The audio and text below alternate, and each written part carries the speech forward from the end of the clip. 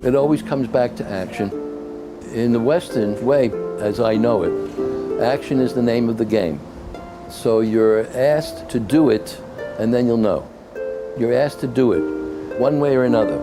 Physically, mentally, in some way, you take an action. So when you're faced with a choice, do it. When you're faced with a decision, which is to take an action directly, take the action. You forgot about going to the park and the fireworks. You really weren't in consternation about it. Yes, but what happened to you? In other words, you took an action of looking out the window. Did the consternation lead to a condemnation of yourself and how silly you were, how stupid, how wrong you were about this, and so on and so forth? Nothing like that. It was simply that you forgot. There was a moment of consternation that you forgot because you had sought to remember to go. So you were jarred by the recognition that you forgot. It was a shock. And the little shock stirred you to look out the window. What to do? And you were told from some inner place, inner source, to look. And you looked out the window, and there the universe let you see the fireworks because you didn't let the consternation overtake you. You took charge of it at that moment because you didn't become self-condemnatory after that. You didn't start to make up stories about and belittle yourself and be self-reproachful and so on. We stopped that self-judgment. So we didn't align ourselves with the death force, which wants to torture us and put us down and treat us as though we're less than dirt. Because that's what happens when we treat ourselves in a condemnatory way, in a self-critical way, for which there's no reason in the world to do. Did I go to the park? No. Park came to me. Then there's nothing more to say. Because everything beyond yes or no is evil. So every self-condemnation is a fixed image. I criticize myself, so I make myself be that, which I identify as silly, stupid, forgetful, dumb, irresponsible. Whatever I call myself, I make a fixed image.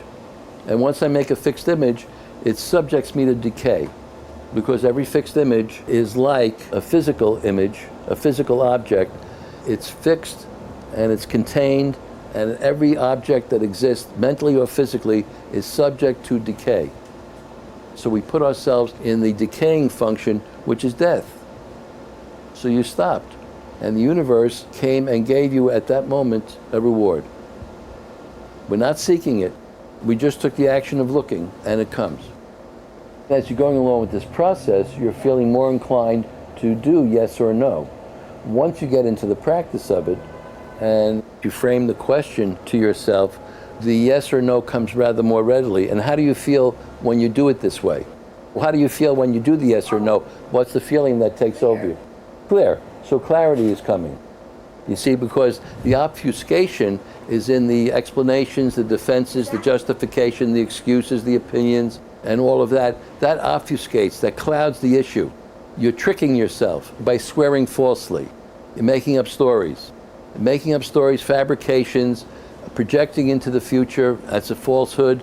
You're making up stories, you're violating for yourself that precept which says, don't bear false witness, which is the overarching statement for don't lie, don't spread rumors, don't gossip, don't say what's true that shouldn't be said, don't say what's not true that shouldn't be said, all kinds of things.